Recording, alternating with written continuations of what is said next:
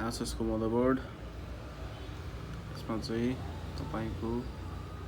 ampere 0 थियो laptop on भइरहेको थिएन तर हामीले चाहिँ यो ल्यापटप चाहिँ रिपेयर गरिसकेका छौं Asus को पार्ट्सहरु त्यति साह्रो पाउँदैन चिपहरु तर अब यसमा हामीले रिपेयर गरिसकेका छौं यसको तपाईको जुन 19 भोल्ट को चार्जिङ लाइन हुन्छ यो दुईटा मोसफेट चाहिँ तपाईको सर्ट सर्किट भएको थियो हामीले चाहिँ यसलाई रिप्लेस गरिसकेका छौं ल्यापटप अन भइसकेको छ हामी चेक गरौँ लेट्स डु चेक देख्न सक्नुहुन्छ त मिली कन्जम्पसन लिइरहेको छ 2 है अन गरौँ ल्यापटप अन भइसकेको छ यसमा म तपाईलाई डिस्प्ले पनि चेक गरेर देखाइदिन्छु लेट्स चेक द डिस्प्ले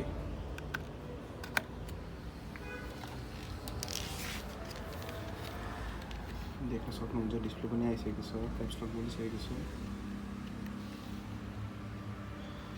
ल यो ल्यापटप रिपेयर भइसकेको छ कसैको ल्यापटपहरु रिपेयर गर्नु छ भने आउन सक्नुहुन्छ आज चाहिँ मलाई अलि